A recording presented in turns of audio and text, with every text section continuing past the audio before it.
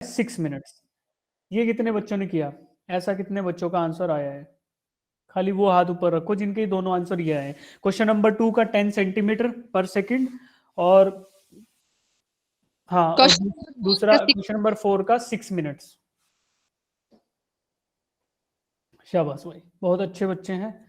यहाँ पे संख्या अच्छी है, मतलब इंटेलिजेंट बच्चों की संख्या ज्यादा है। अब देखो क्वेश्चन नंबर 2, देखो फटाफट देखते हैं। देखो मैक्सिमम बच्चों ने कर लिया है, तो फटाफट इसको देखते हैं, आगे बढ़ेंगे।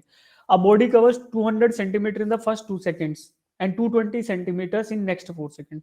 पहले 2 सेकेंड में 200 मीटर, 200 सेंटीमीटर चलती है, उसके अगले 4 सेकेंड में 220 सेंटीमीटर चलती है। यानी कि फर्स्ट 6 सेकेंड्स के अंदर अगर बोलो तो कितना चलेगी? 200 centimetre plus 220 centimetre. This means कि 6 in the first 6 minutes the body will cover 420 centimetre of the distance.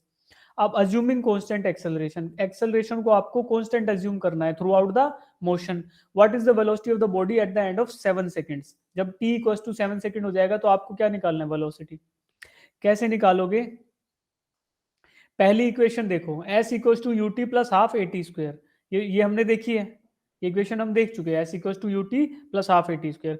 इसमें आप पहले 2 सेकंड्स के लिए वैल्यूज पुट कर दो, यानी t इक्वल टू 2 सेकंड रख दो और s की जगह रख दो 200 सेंटीमीटर। तो पूरा सेंटीमीटर और टाइम सेकंड में, सेंटीमीटर सेकंड में कैलकुलेट हो जाएगा पूरा का पूरा। लेफ्ट साइड में 200 आया, फिर 2 u की वैल्यू, टाइम की वैल्यू 2 थी तो 2u आ गया, half into a into 4, T square is 4। तो इस हिसाब से आया, तो एक सोल्व करके आपको एक इक्वेशन मिली, u plus a equal to 100, पहली इक्वेशन। सिमिलरली आप पहले 6 सेकंड के लिए यूज कर लो। कैसा? 6 सेकंड में आपको डिस्प्लेसमेंट क्या मिला? 200 प्लस 220, यानी कि 420 सेंटीमीटर डिस्प्लेस हुआ पहले 6 सेकंड्स में। तो t इक्वल टू 6 और s इक्वल टू 420 दोबारा से उसी इक्वेशन में डाल दो। 420 equal to 6u plus half into a into 36। ये सोल्व करोगे तो आपको एक और इक्वेशन मिलने वाली है, 70 is equal to u plus 3a। Equation number 1 मिल गई, इक्वेशन नंबर 2 मिल गई। 1 और 2 दोनों इक्वेशंस में दो ही अननोन है खाली, एक तो इनिशियल वेलोसिटी u और दूसरा एक्सेलरेशन a। ठीक है बेटा। अब आपको इन दोनों इक्वेशन से दो अननोन फाइंड आउट करने, ये तो हम करते आए हैं पहले से। तो इन दोनों इक्वेशंस को आपस में सोल्व करोगे, कैसे भी कर लो, u को इधर एक u की वैल्यू इक्वल लेके और दोनों साइड इक्वेट कर दो।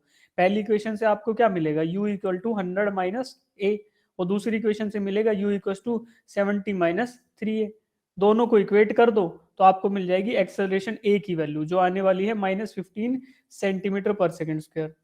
फिर आप यही वैल्यू किसी भी एक इक्वेशन में, आइदर तो 1 में या 2 में पुट कर दो, तो आपको इनिशियल वेलोसिटी u की वैल्यू मिलेगी 115 सेंटीमीटर पर सेकेंड। अब आपको u पता चल गया, a पता चल गया, टाइम आपको गिवन ही है कि t इक्वल टू 7 सेकेंड पे आपको फाइंड आउट करना है क्या? Velocity v। तो v equal to u plus a t, ये यूज करो। t की जगह 7 सेकेंड रखो, एक्सेलरेशन की जगह -15 सेंटीमीटर पर सेकेंड रखो, और इनिशियल वेलोसिटी u की जगह रखो 115 सेंटीमीटर पर सेकेंड। तो आपको फाइनल वैल्यू मिलेगी, final velocity v after time t equals to 7 second. जैसे ही समय 7 सेकंड होगा, उस समय आपकी वेलोसिटी क्या होगी? Instantaneous velocity, that will be given by this equation. और v की वैल्यू सॉल्व करने के बाद आती है 10 सेंटीमीटर पर सेकंड। ठीक, तो ये कहानी थी यहाँ की। आपको दो बार s equals to u t plus half a t square को लगाना है और एक बार v equals to u plus a t को। अब दूसरा क्वेश्चन नंबर 4 देखो। A policeman traveling at 75 kilometre per hour chases a thief 1500 meters away, और थीफ की वेलोसिटी दे रखी है 60 किलोमीटर पर आवर। दोनों की स्पीड दे रखी है, वेलोसिटी तो कैसे बोलेंगे, डायरेक्शन नहीं दे रखा। तो दे आर स्पीड मानते हैं, और पुलिस, अगर पुलिसमैन उसको पकड़ रहा है तो उसकी तरफ दौड़ रहा है। दिस मीन्स कि यहाँ पे रिलेटिव वेलोसिटी, जैसे हमने कंसेप्ट पढ़ा था, वहां पे क्या था बेटा, कि जो ऑब्जेक्ट की स्पीड है और उसमें से ऑब्जर्वर की माइनस कर लो तो उनकी रिलेटिव स्पीड आ जाएगी।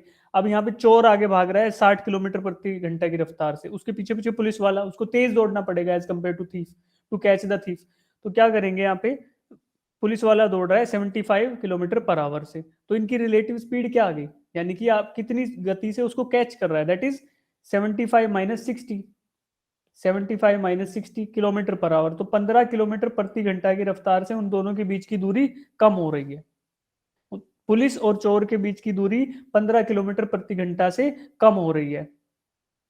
डिस्टेंस कितना ट्रेवल करना है? 1.5 किलोमीटर, यानी कि 1.5 किलोमीटर उनको कवर करना है पुलिस वाले को। तो आपको 1.5 किलोमीटर कवर करना है और स्पीड आपकी है 15 किलोमीटर पर आवर। तो आपको क्या टाइम लगेगा, 1/10 ऑफ एन आवर, और वही क्या होता है 60/10, तो 6 मिनट्स। इस हिसाब से ये आ जाएगा। बाकी इसका थोड़ा सा ऐसे एक्सप्लेन करके यहाँ लिख रखा है, सॉरी ये नहीं, क्वेश्चन नंबर 4। ठीक है, कर लोगे अब सब लोग इसको, आशा है कर लोगे। Yes sir. Yes sir. ठीक, ठीक है चलो अब आगे बढ़ते हैं। अब देखेंगे, अब तक हमने देखा 3 इक्वेशन देख ली मोशन की।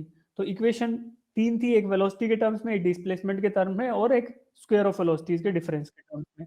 अब उन्हीं तीनों इक्वेशंस को अगर हम ग्रेविटी पे लगा दें, ग्रेविटी जी, उन तीनों इक्वेशंस में एक अजम्पशन हमारा था, क्या था बताओ, acceleration was assumed to be constant. Acceleration हम लोगों ने कांस्टेंट अज्यूम कर रखा था तीनों इक्वेशन में। v equals to u plus a t, s equals to u t plus half a t square, और v square minus u square is equal to 2as। ये तीनों इक्वेशन है, इन तीनों इक्वेशन में हमने अज्यूम कर रखा है एक्सेलरेशन को कांस्टेंट, ये पहले लिखा गया था। अब इसका लॉजिक क्या है, हम अज्यूम कर रहे हैं भाई for the simplicity of analysis of the physical world. Physical world हमारे आसपास जो फिनोमिना हो रहे हैं उनको समझने के लिए हम लोगों ने अज्यूम किया कि एक्सेलरेशन कांस्टेंट वालों को पहले सीख लेते हैं। तो इसलिए ये अजम्पशन था, ये 3 इक्वेशंस थी। इन्हीं के आधार पे हमारे क्वेश्चन जो एग्जाम है उसमें क्वेश्चंस आने वाले हैं। एग्जामिनर भी ये माइंड में रख के ही क्वेश्चन देगा कि एक्सेलरेशन कांस्टेंट वाले ही दूंगा तभी ये इक्वेशन लग सकती है। अगर एक्सेलरेशन वेरिएबल रहा तो फिर हम लोगों को क्या करना पड़ेगा, इंटीग्रेशन, फिर इंटीग्रेशन करना पड़ेगा। अदरवाइज कांस्टेंट अगर है तो ऐसे कर लेंगे। ठीक है, अब फ्री फॉल देखो, जब हम इन तीनों इक्वेशंस को ग्रेविटेशनल, यानी अगर एक्सेलरेशन की वैल्यू जी हो जाए तो इसका मतलब हुआ कि we are talking about gravity, gravity के अंदर मोशन होना चाहिए। तो अब इसके लिए डिफाइन करेंगे फ्री फॉल क्या होता है। Free fall is the motion of an object under gravitational effect only, gravitational effect only, खाली ग्रेविटेशनल फोर्सेस अगर लग रहे हैं किसी ऑब्जेक्ट पे। अब ऑब्जेक्ट का मतलब क्या है, रिजिड बॉडी। अभी तक हमने पढ़ा था ना कि मैकेनिक्स में जो भी ऑब्जेक्ट होगा, पार्टिकल होगा, जो भी हम इसके बारे में हम लॉज डिस्कस करेंगे तो इनहेरेंटली उसका मतलब क्या है, we are talking about rigid body. ठीक है, अब देखो gravitational force only, gravitational effect only, अगर किसी भी रिजिड बॉडी के ऊपर लगने वाला फोर्स खाली और खाली ग्रेविटेशनल फोर्स है तो हम बोलेंगे कि the object is under free fall. Gravitational force लग रहा है, this means only one force is acting on the body, कोई भी फोर्स हो सकता है। देखो अब इसका एग्जांपल क्या हो सकता है, आपको दो हैमर और फेदर दिख रहा है, एक दिख रहा है पंख और दिख रहा है हथौड़ा। ठीक है, एक एक बार ये वैक्यूम चैम्बर में गिरेंगे, वैक्यूम चैम्बर, और दूसरा एयर रेजिस्टेंस यानी कि एटमॉस्फेयर में।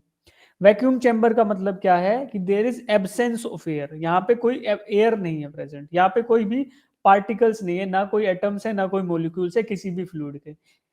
दूसरा केस है जहां पे पार्टिकल्स हैं एयर के, air particles are present, air molecules are present, particles नहीं एयर मोलिक्यूल्स आर प्रेजेंट, उसमें डस्ट पार्टिकल्स हो सकते हैं, वो सब चीजें हैं।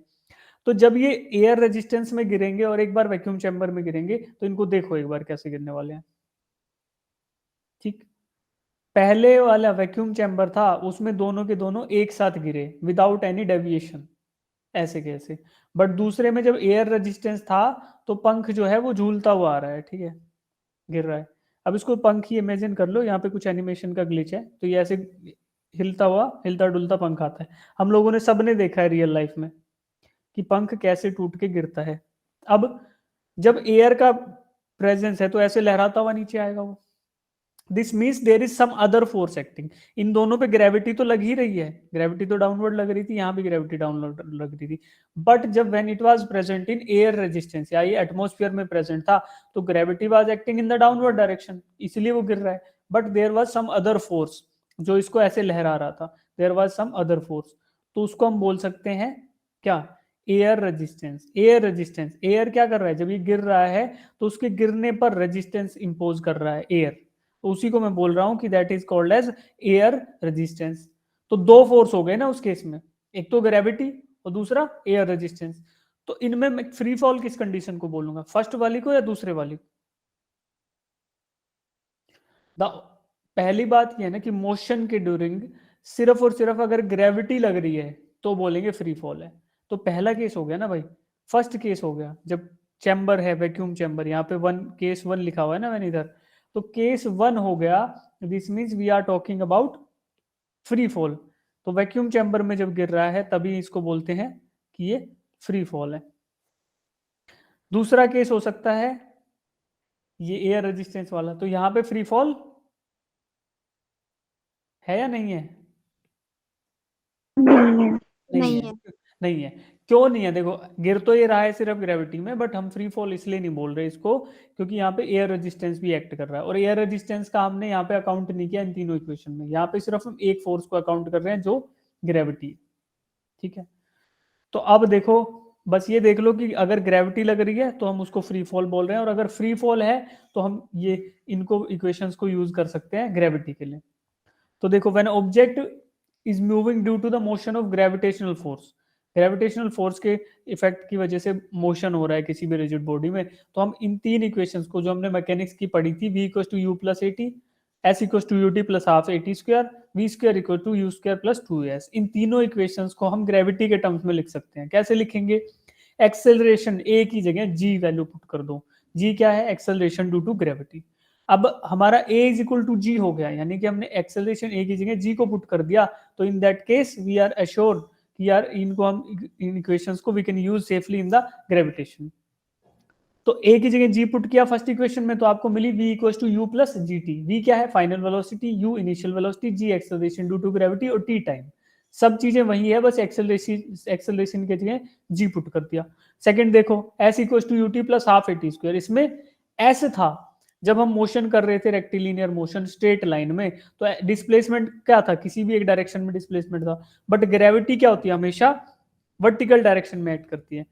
जो भी ऑब्जेक्ट हैं, दो ऑब्जेक्ट हैं, जीएमएम अपॉन आर स्क्वायर हम लोग देखते हैं ना, सेंटर टू सेंटर फोर्स लगता है, सेंटर टू सेंटर फोर्स लगता है, तो it always act in the downward direction. जहां भी हम हाइट कंसीडर करते हैं उसके डाउनवर्ड डायरेक्शन में ही एक्ट करता है। That is why we are talking about not displacement but height, कि हाइट कितना है, कितने हाइट पे मोशन हो रहा है। तो वो हुआ, एस की जगह हाइट आ गया और एक्सेलरेशन ए की जगह जी आ गया।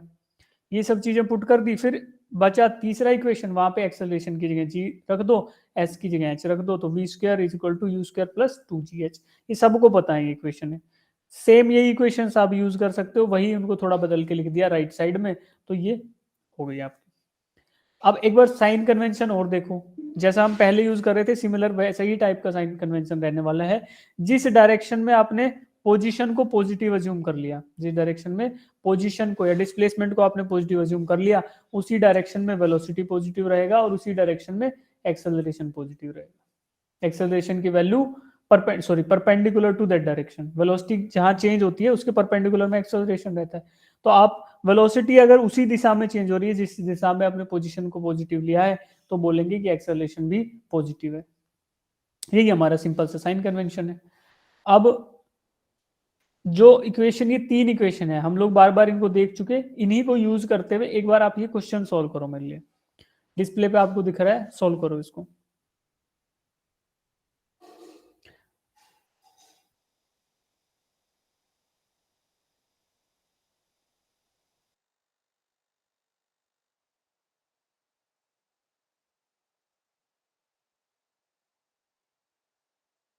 इस क्वेश्चन में तीन चीजें निकालनी है, time of flight, maximum height reached by the particle, landing speed of the particle, ये तीनों चीजें निकालोगे। तीनों इक्वेशंस लिख देता हूं मैं आपके लिए, फिर उस हिसाब से इस्तेमाल कर लेना।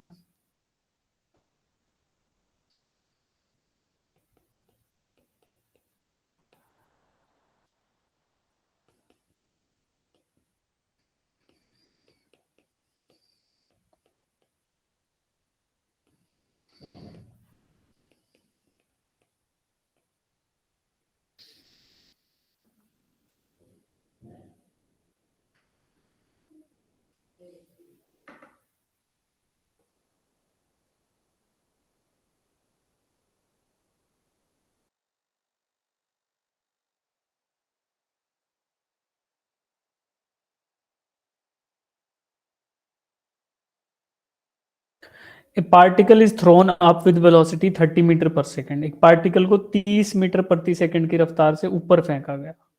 ठीक है। अब क्वेश्चन है जहाँ पे एक बॉल को ऊपर फेंका गया था जैसा हमने कल देखा, और दूसरे को नीचे फेंका गया था, तो क्या होगा? अब ये बॉल एक बार ऊपर जाएगी, पहले 30 मीटर पर सेकंड की रफ्तार से ऐसे ऊपर जाएगी, फिर नीचे आएगी इधर, और यहाँ से जब क्रॉस करेगी तो उसकी वेलोसिटी डाउनवर्ड डायरेक्शन में क्या रहने वाली है? 30 मीटर पर सेकंड। तो यहाँ पे ये हिंट देखो, इसके हिसाब से सोल्व करो। This means initial velocity is 30 metre पर सेकंड। आपको इनिशियल वेलोसिटी 30 मीटर पर सेकंड दे दी है। अब आपको टाइम ऑफ फ्लाइट निकालना है, maximum height reached by the particle और landing speed of the particle.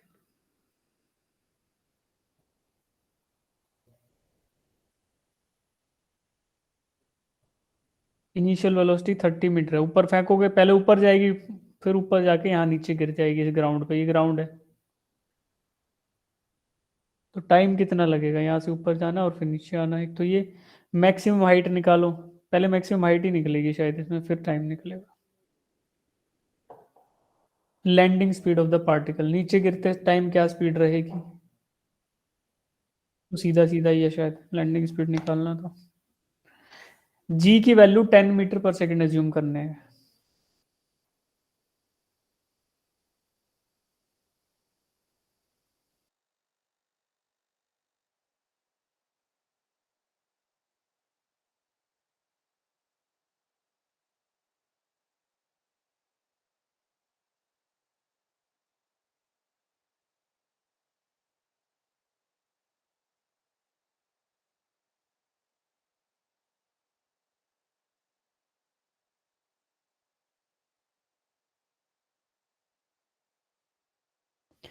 Landing speed of the particle क्या रहेगी बताओ, कोई ऐसी बता दो बिना कैलकुलेशन के निकलने वाली है वैल्यू तो।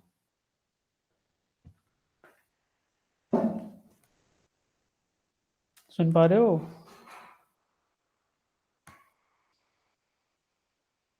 जिन बच्चों के बैकग्राउंड में डिस्टरबेंस नहीं है वो लोग अनम्यूट करके रख सकते हो ताकि हम एक्टिवली पार्टिसिपेट कर सकें।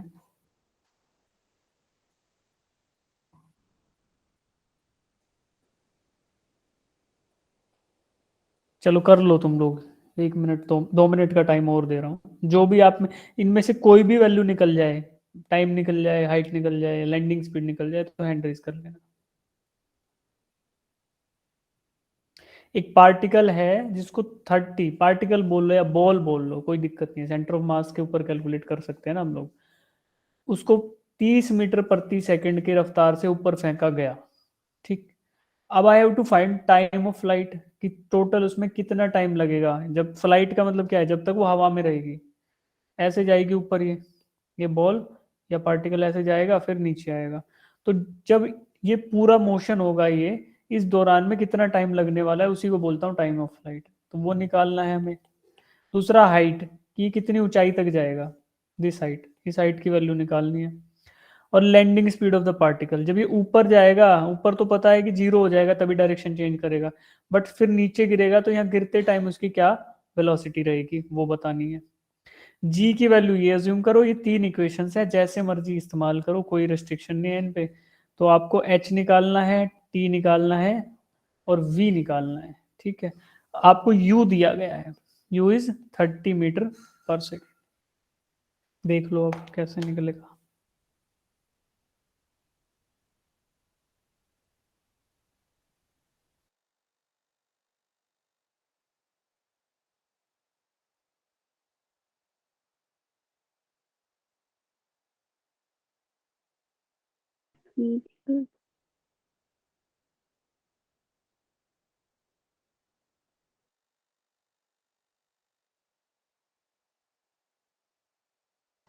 किसी का हुआ क्या है क्वेश्चन?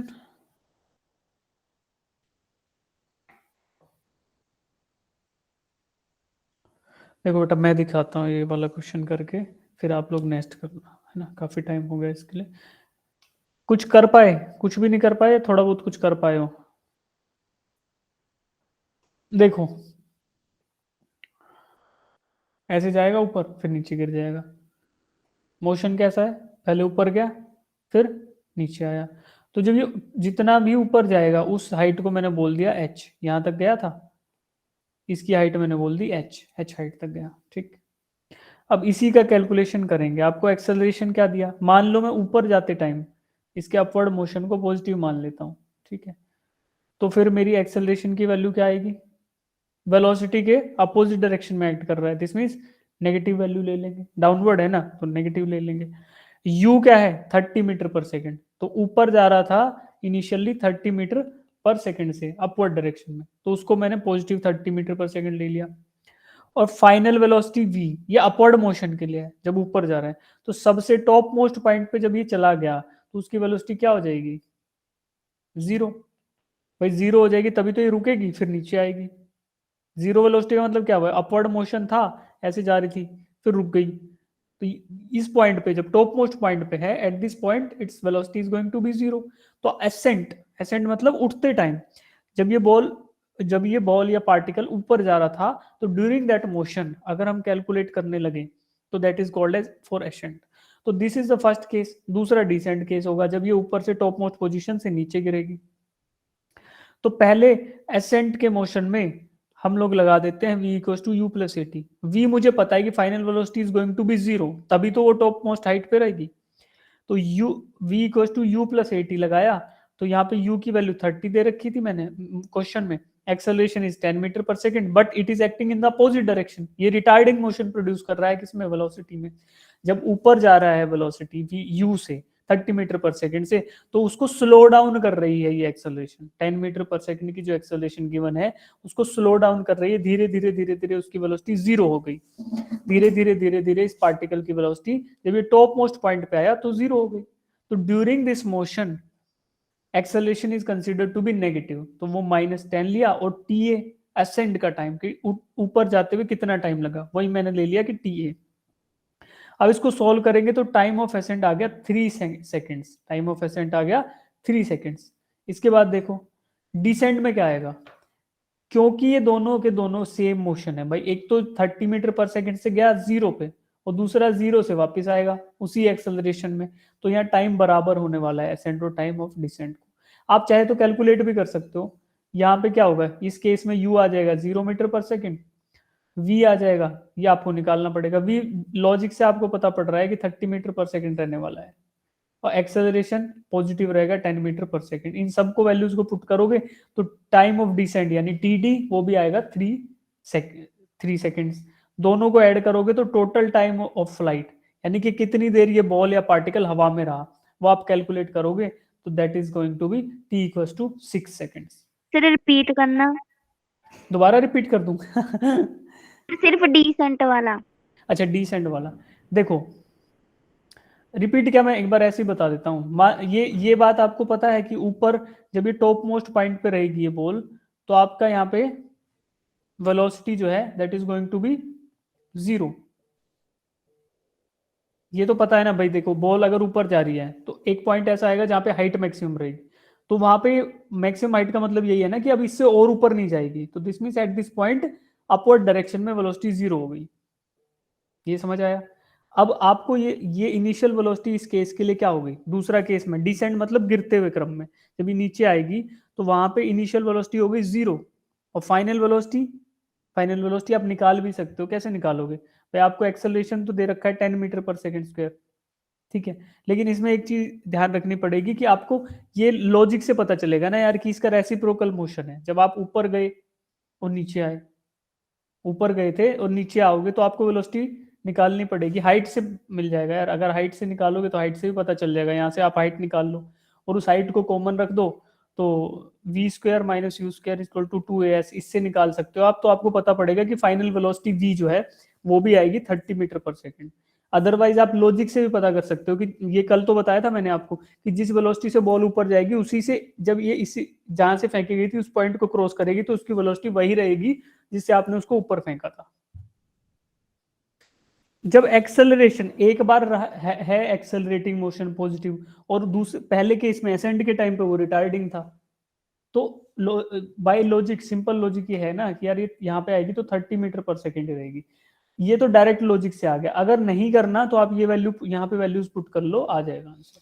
हाइट निकाल लो पहले इस केस के लिए, हाइट की वैल्यू यहाँ डाल दो एस की जगह 2as, एक एक्सेलरेशन की 10 रख दो, एच की वैल्यू जो भी आए वो यहाँ पुट कर दो, और फाइन इनिशियल वेलोसिटी आपको 0 पता है, तो वी की वैल्यू आपकी आ जाएगी, that is going to be 30 metre पर सेकेंड। तो यही इसी इसी हिसाब से लॉजिक से ही आप बोल सकते हो कि एसेंड, जब ये बॉल ऊपर जा रही है तो कुछ टाइम लगेगा, और दूसरा टाइम जब ये बॉल नीचे गिर रही है तो कुछ टाइम लगेगा। तो इन दैट केस ये दोनों के दोनों टाइम बराबर होने वाले हैं। इन दोनों को आप मान लो कि t a is equal to t d, और ये क्या था, 3 सेकेंड था, तो टाइम ऑफ डिसेंड भी 3 सेकेंड रहेगा। दोनों को ऐड करोगे, 3 सेकेंड प्लस 3 सेकेंड, तो आएगा 6 सेकेंड। आया समझ थोड़ा? Yes sir. ठीक है। दूसरा पूछा है मैक्सिमम हाइट। अब देखो वही वैल्यू थी, ये यहां से मैक्सिमम हाइट हम निकालेंगे। फाइनल वेलोसिटी, असेंड के टाइम पे फाइनल वेलोसिटी क्या थी, 0।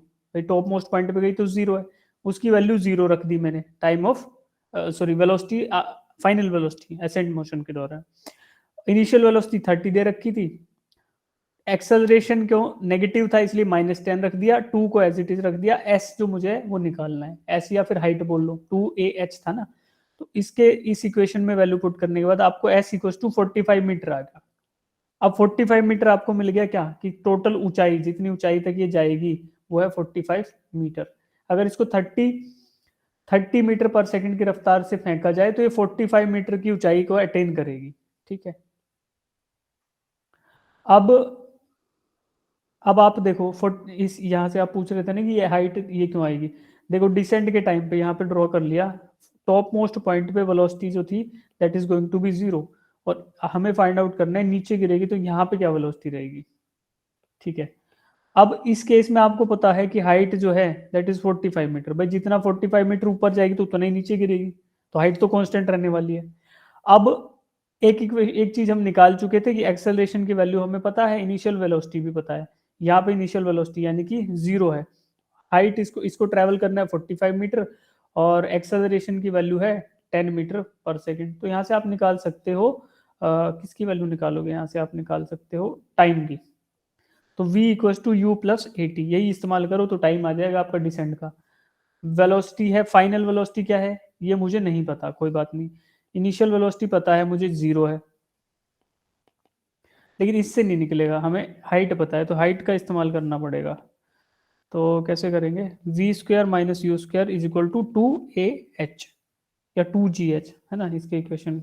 तो इसको यूज करते हुए हम निकालेंगे फाइनल वेलोसिटी v निकालना है, तो v स्क्वायर रख दिया। इनिशियल वेलोसिटी 0 थी तो इसको 0 स्क्वायर रख दिया। 2 इंटू जी की वैल्यू 10 है और h की वैल्यू 45 है। तो यहाँ से आपकी वेलोसिटी v आ जाएगी, क्या आएगी भाई, 45 इंटू 2 90 इंटू 10 900, तो अंडर रूट ऑफ 900 आने वाली है v, और वही वैल्यू क्या है 30 मीटर पर सेकेंड। तो यहाँ से ये भी प्रूव हो गया कि जब ये बॉल नीचे गिरेगी तो इस पॉइंट पे 30 मीटर पर सेकेंड इसकी वेलोसिटी हो जाएगी। ठीक है। अब ये तो पार्ट ऑफ क्वेश्चन नहीं था, ये आपने क्वेश्चन पूछा तो मैंने बता दिया। तो आप एस की वैल्यू निकाल पाए, हाइट की वैल्यू कैसे, v square equal to u square plus 2as, या फिर v square equal to u square plus 2gh। किसी भी वैल्यू, किसी भी तरीके से इसको फिल कर लो, वैल्यूज डालोगे सिंपल, तो एस इक्वल टू 45 मीटर आ जाए। अब तीसरी चीज बच गई लैंडिंग स्पीड। लैंडिंग स्पीड की गिरते टाइम लैंडिंग स्पीड क्या है, वही हमने पहले कैलकुलेट कर चुके हैं, v equal to u plus a t से। तो हमें टाइम पता था डिसेंट का। अगर पहले टाइम को ऐसे अनुमानित नहीं किया होता लॉजिक से, तो पहले हम निकाल लेते क्या, हम पहले हाइट निकालते, हाइट निकालने के बाद हम वेलोसिटी सीधा निकाल लेते। वेलोसिटी निकालने के बाद फिर हम इस इक्वेशन कोई और इक्वेशन यूज करके टाइम ऑफ मोशन निकालते, फिर उसको यहाँ लिखते, और फिर फाइनली टाइम हमारा लास्ट में आता, टाइम ऑफ फ्लाइट। पहले आता maximum height reach by the particle, फिर लैंडिंग स्पीड, और फिर इन दोनों के बेसिस पे टाइम ऑफ फ्लाइट निकलता, टाइम ऑफ असेंट और टाइम ऑफ डिसेंट उसको ऐड कर देते। कितने बच्चे कर पाओगे अब इसको इस हिसाब से?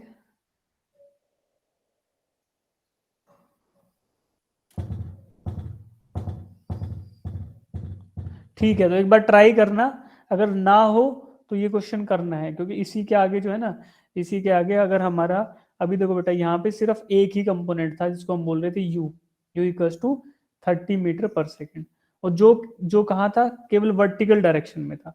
बट अगर इसी में एक और वेलोसिटी ऐड कर दें हॉरिजॉन्टल डायरेक्शन में, तो यही मोशन बन जाएगा projectile motion.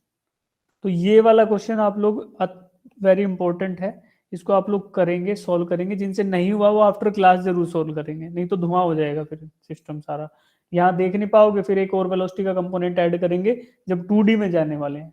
Second chapter start करना है ना हमने 2D, तो उसमें जब हम इसको स्टडी करेंगे तो एक और सिर्फ इसी मोशन पे एक और डायरेक्शन में वेलोसिटी सुपर इम्पोज हो जाएगी, और उसी का देखना कितना ब्यूटीफुल मोशन आएगा, जिसको हम बोलते हैं प्रोजेक्टाइल मोशन। उसमें 3 चीजें रहेंगी, यही चीज रहने वाली है। टाइम ऑफ फ्लाइट टी निकालते हैं प्रोजेक्टाइल में, मैक्सिमम हाइट निकालते हैं, यहाँ लैंडिंग स्पीड निकाली है। क्यों भाई? देखो, लैंडिंग स्पीड और टेक ऑफ स्पीड दोनों बराबर रहेंगी इन एनी केस, ये तो चाहे आप अज्यूम कर लो आंख बंद करके, क्योंकि we are neglecting air resistance. Air का कोई रेजिस्टेंस नहीं है, सिर्फ ग्रेविटी है। तो जितना ग्रेविटी ऑब्जेक्ट को डीएक्सेलरेट कराएगी उतना ही वापस एक्सेलरेट करा देगी। अगर आपका लेवल जहां पे आप ग्राउंड से चले ना, ग्राउंड से उठी बॉल ऊपर गई और ग्राउंड पे ही गिर गई, तो इन दोनों पॉइंट्स का लेवल अगर सेम है तो this means take off speed और लैंडिंग स्पीड दोनों बराबर रहेंगी। ठीक, अब देखो, अगर इंक्लाइंड प्लेन पे नहीं है, इंक्लाइंड प्लेन पे होगा तो थोड़ा और उसमें और दिक्कत आ जाएगी, लेकिन अदरवाइज तो हमारा सिर्फ ग्रेविटी के अंदर है, तो टेक ऑफ और लैंडिंग स्पीड आप बांध सकते हो ये बाय रूल आप सोच सकते हो कि ये सेम रहने वाला है। बट ये क्वेश्चन आप लोग कर लेना। अब देखो, तीसरी चीज प्रोजेक्टाइल में होती है रेंज, हॉरिजॉन्टल रेंज।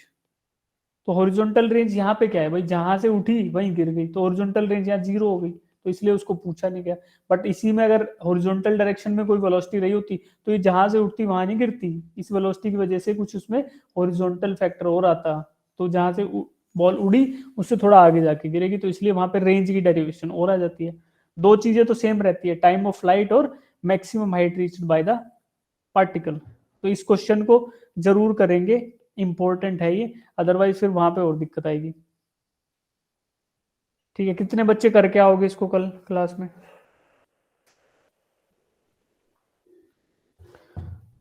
ठीक है, 15-16 बच्चे करके आएंगे, बाकी जो नहीं करके आएंगे कोई दिक्कत नहीं है, उनको समझ नहीं आएगा। ठीक है, करके आना भाई सब लोग। अब ये सॉल्यूशन दे रखा है, अगर नहीं आता समझ में तो पूछ लेना कल क्लास में।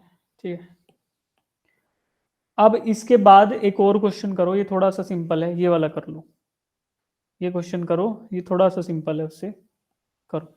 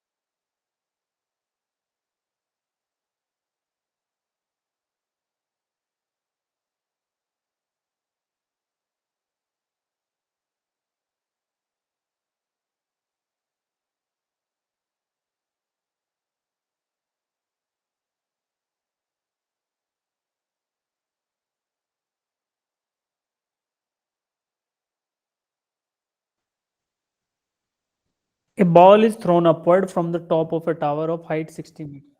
60 मीटर हाइट है, ठीक है, टावर की दिख रही है। इस बंदर ने इस बॉल को फेंका ऊपर, तो आपको एक बात लॉजिक याद रखनी है, जिस साइड से आप बॉल को फेंकोगे तो जो भी वेलोसिटी अपवर्ड मोशन की रहेगी, क्या थी यहाँ 20 मीटर पर सेकंड से इसने ऊपर फेंका इसको, तो जब ये ऊपर जाएगी बॉल फिर वापस आएगी, जब ये इसी हाइट को क्रॉस कर रही होगी, इसी लेवल को क्रॉस कर रही होगी, तो इसकी वेलोसिटी डाउनवर्ड डायरेक्शन में वही रहेगी 20 मीटर पर सेकंड। तो ये आप ध्यान रख सकते हो, हर जगह पे वैलिड है ये चीज। अपवर्ड मोशन में 20 मीटर पर सेकंड थी तो डाउनवर्ड में भी 20 मीटर ही रहेगी। क्यों? क्योंकि अपवर्ड में इसको जो ग्रेविटी था वो डी एक्सेलरेट कर रहा था, उसकी वेलोसिटी कम कर रहा था, और डाउनवर्ड में उतना ही एक्सेलरेशन इसकी वेलोसिटी बढ़ा रहा था। टाइम भी सेम, एक्सेलरेशन भी सेम, इनिशियल और फाइनल वेलोसिटी भी सेम होंगी। तो इसलिए जिस वेलोसिटी से ऊपर फेंका गया, जब ये लेवल यहाँ पे इस लेवल को नीचे जाते टाइम क्रॉस करेगी तो यहाँ पे इसकी वेलोसिटी 20 मीटर पर सेकंड ही रहेगी। तो इस मोशन के लिए आप अज्यूम कर सकते हो इनिशियल वेलोसिटी u। भाई मैं अब मोशन कहाँ से कहाँ कंसीडर कर रहा हूँ, ये पॉइंट ए से, इस पॉइंट ए से नीचे लेवल बी, जो डाउन जीरो लेवल है, ग्राउंड लेवल यहाँ पे कहीं, उस ग्राउंड लेवल के बीच में मोशन अज्यूम कर रहा हूँ। इनिशियल वेलोसिटी क्या होगी भाई डाउनवर्ड डायरेक्शन में 20 मीटर पर सेकेंड। फाइनल वेलोसिटी क्या होगी, नीचे गिर गया ऑब्जेक्ट, फाइनल वेलोसिटी निकालनी है ना, नीचे गिरने के बाद v मुझे फाइंड आउट करना है। आपको हाइट दे रखी है h is equal to 60 metres, आप फाइंड आउट कर लो। ग्रेविटी की वैल्यू आप 10 ले लो, कुछ नहीं दे रखा तो 10 मीटर पर सेकंड स्क्वायर। तो अब वैसे तो 9.816 लेनी चाहिए, ठीक है, बट हम लोग 10 ले लेते हैं। अब देखो इसको सॉल्व करने के लिए हम लोग क्या करेंगे, v equals to u plus 80, simple सा ये फॉर्मूला लगाओ, आपका आंसर आ जाएगा। v क्या है निकालना है, u क्या है भाई 20 मीटर, एक्सेलरेशन क्या है, क्योंकि इनिशियल वेलोसिटी की डायरेक्शन में ही हमारा डाउनवर्ड एक्सेलरेशन है, यानी यहाँ पे वेलोसिटी को इंक्रीज करने वाला एक्सेलरेशन है, इसलिए हम पॉजिटिव वैल्यू लेंगे। और टाइम क्या है, अच्छा टाइम तो दिया ही नहीं हुआ, हम लोगों को फिर दूसरे किसी टर्म में निकालना पड़ेगा। v equals to s equals to u t, time भी निकालना पड़ेगा भाई इसमें। फाइंड द लैंडिंग स्पीड, तो कैसे निकलेगा टाइम, देखते हैं। Sir, v square minus u square is equal to 2ah. 2a, तो इससे अरे हाँ हाँ, टाइम को एलिमिनेट कर दिया इक्वेशन में, इसमें टाइम ही नहीं है तो टाइम की जरूरत नहीं है, ठीक है शाबाश। तो u मुझे दे रखा है, v मुझे फाइंड आउट करना है 2as, तो v की वैल्यू फाइंड आउट करनी है, इनिशियल की दे रखी है, और 2 इंटू ए की वैल्यू बेटा 10 है g की जगह, और s क्या है हाइट 60, तो इसको यूज कर लोगे तो v की वैल्यू क्या आ रही है 60 इंटू 1200 माइनस 400 अंडर रूट 800 ऐसा कुछ आएगा शायद, 120 1200 माइनस 400 800, तो v is equal to under root 800, और इसमें से क्या कॉमन ले सकते हैं हम लोग, 100 10 रूट 2 20 रूट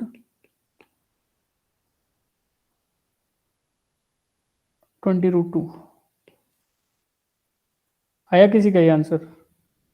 अरे कुछ गलत किया क्या मैंने वैल्यूज पुट करते टाइम, 2 10 ये 20, अच्छा ऐड होगा भाई, मैंने सब्ट्रैक्ट कर लिया, sorry sorry sorry sorry sorry, ये देखो सिली मिस्टेक हो जाती है, जब ध्यान थोड़ा सा भी डाइवर्ट हो तो गड़बड़ हो जाती है। मैं ये सोच रहा था ये इक्वेशन कौन सी लगाऊं और उतने में ही हो गया काम, ये उधर जाके पॉजिटिव होगा भाई, v square is equal to 1200 plus 400, तो फिर अब ये v इज इक्वल टू आपका 400, ये ऐसे आएगा, तो that is going to be plus minus 40 metre पर सेकेंड। अब ये हमें डिसाइड करना पड़ेगा कि प्लस वाली आएगी कि माइनस आएगी, क्योंकि इनिशियल जो स्पीड थी, इनिशियल स्पीड डाउनवर्ड थी, उसको हमने पॉजिटिव अज्यूम किया था, जो इनिशियल स्पीड थी डाउनवर्ड डायरेक्शन में थी उसको हमने पॉजिटिव अज्यूम किया था, यानी कि यहाँ से आया डाउनवर्ड में, उसको पॉजिटिव अज्यूम कर लिया 20 मीटर पर सेकेंड, तो ये गिरते टाइम भी यहाँ डाउनवर्ड मोशन में रहेगी, तो इसलिए हमारा जो आंसर आएगा वो आएगा 40 मीटर पर सेकेंड प्लस का, ठीक है, सिंपल था यार, ये ऐसे कुछ था ही नहीं इसमें। हाँ डाउट है किसी को बेटा? देखो अब इसी का थोड़ा सा एडवांस आएगा, हल्का सा, उसमें इनिशियल और फाइनल वेलोसिटी के बीच में आपको रिलेटिवली कैलकुलेट करना पड़ेगा। ये देखो ये क्वेश्चन है, ये और कर लो एक बार। A stone is dropped from a balloon going up with a uniform velocity 5 metre पर सेकेंड, 5 मीटर पर सेकेंड से बैलून ऊपर जा रहा है, if the balloon was at 60 metre height when the stone was dropped, height तो उतनी है 60 metre, find time after which the stone hits the ground. अब आपको टाइम निकालना है, जी की वैल्यू आपको दे रखी है। बस लॉजिक क्या लगेगा वो थोड़ा सा सिंपल सा स्टार्ट में क्लिक करने की बात है कि आप अगर समझ पाए कि क्या किस तरीके से इसको सोचना है, तो वैसा ही क्वेश्चन है, एग्जैक्टली सेम है। टाइम ऑफ फ्लाइट, कितने टाइम बाद स्टोन नीचे गिरेगा, तो टाइम फाइंड आउट करना है।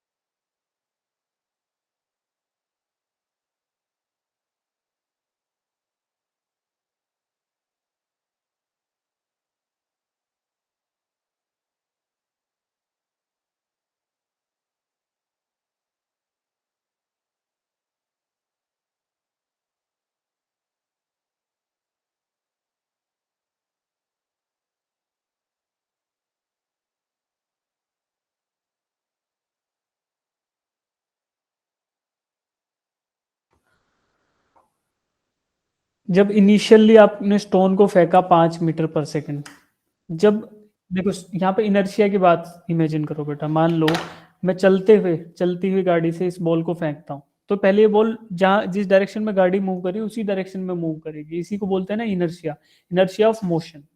तो आप यही चीज देखो, कभी आप अगर चलती हुई गाड़ी से कूदते हो तो आप उस डायरेक्शन में गिर जाते हो आगे की साइड, क्यों? क्योंकि आपके बॉडी की टेंडेंसी रहती है उसी डायरेक्शन में उसी वेलोसिटी से चलते रहने की।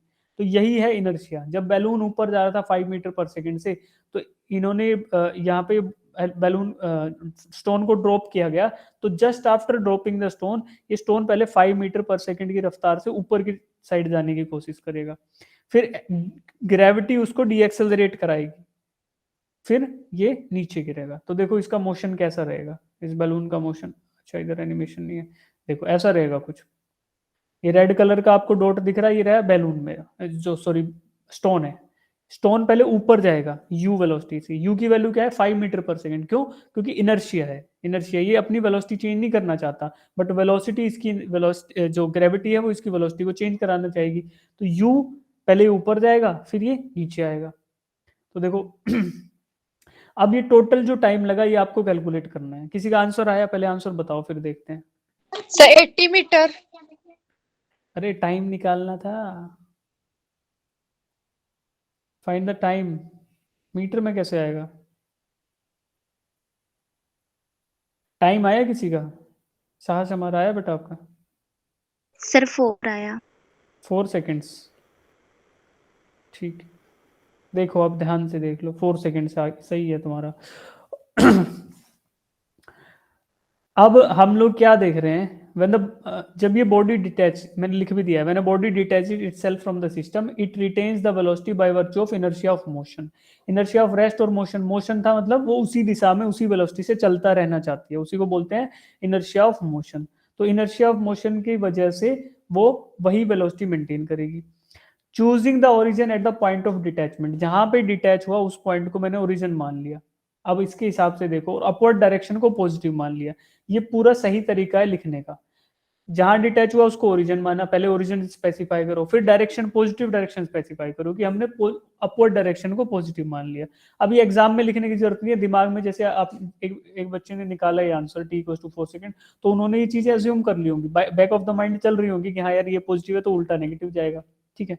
तो अब इसके बेसिस पे यू क्या है, अपवर्ड डायरेक्शन को मैंने पॉजिटिव माना था, और इनर्शिया की वजह से वेलोसिटी अपवर्ड डायरेक्शन में क्या है 5 मीटर पर सेकंड, और इसी को मैंने बोल दिया इनिशियल वेलोसिटी यू।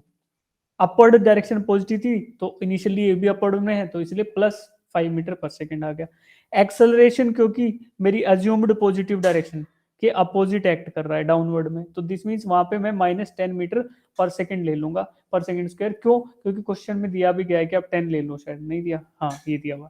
तो इसको लोगे तो आप माइनस ले, क्यों? क्योंकि ये अपोजिट डायरेक्शन में एक्ट कर रहा है, जो मैंने पॉजिटिव अज्यूम की उसके अपोजिट में। अपवर्ड डायरेक्शन को पॉजिटिव अज्यूम कर लिया गया, इसीलिए जो वेलोसिटी अपवर्ड में थी, इनिशियल वेलोसिटी अपवर्ड डायरेक्शन में थी, इसलिए वो पॉजिटिव रही। एक्सेलरेशन उसके अपोजिट डायरेक्शन में एक्ट कर रहा है, इसलिए वो नेगेटिव रहा।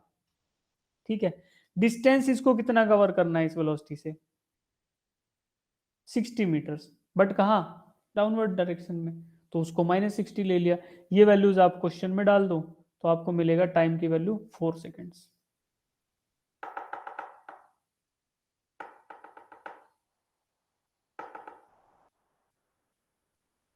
कर लोगे?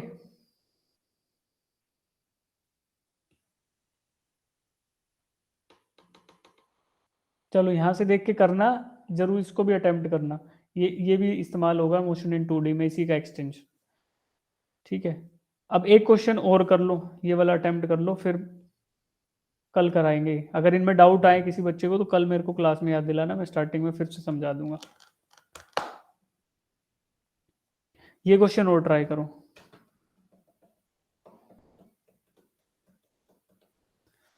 A hot air balloon is rising vertically upwards at a constant velocity of 10 metre पर सेकेंड। हॉट एयर बैलून जा रहा था 10 मीटर पर सेकेंड से, ठीक है। When it is at height of 45 metre from the ground, a parachutist bails out from it. Parachutist क्या करता है? उसमें से कूद जाता है हॉट एयर बैलून में से। After 3 seconds he opens his parachute and deaccelerate at a constant rate of 5 metre पर सेकेंड स्क्वायर। 3 सेकंड के बाद कांस्टेंट रेट से डीएक्सेलरेट करता है। How far is the parachutist from the balloon at t equals to 3 second. t equals to 3 second पे parachutist कितना दूर है हॉट एयर बैलून से? तो बैलून की वेलोसिटी क्या है? अपवर्ड डायरेक्शन में, बैलून तो जाते ही जा रहा है। उसके बाद पहले क्या करेगा? पैराशूटिस्ट जैसे ही गिरेगा तो उसकी इनिशियल वेलोसिटी रहेगी 10 मीटर पर सेकेंड। फिर कुछ हाइट के बाद, कुछ टाइम के बाद, सॉरी 3 सेकंड्स के बाद एक्सेलरेशन जो है उसकी वैल्यू 5 मीटर पर सेकंड स्क्वायर पे आ जाएगी, घटकर। कहां से? पहले इनिशियली 10 थी, जी लग रहा था, फिर थोड़ी देर बाद पैराशूट खोल लेगा तो गिरने की जो स्पीड है या गिरते टाइम जो एक्सेलरेशन उस पर लग रहा है उसकी वैल्यू घट जाएगी, क्योंकि उसने पैराशूट खोल लिया है। तो ये चीज आप कैलकुलेट करो, एक बार ट्राई करो। सॉल्यूशन इसका कल डिस्कस करेंगे। सिंपल है, ये भी कोई ऐसा दिक्कत का काम नहीं है, इसमें सिंपल है। एक बार ट्राई कर लो, किसी का आंसर आता है तो ठीक है, नहीं तो इसका डिस्कस करेंगे कल।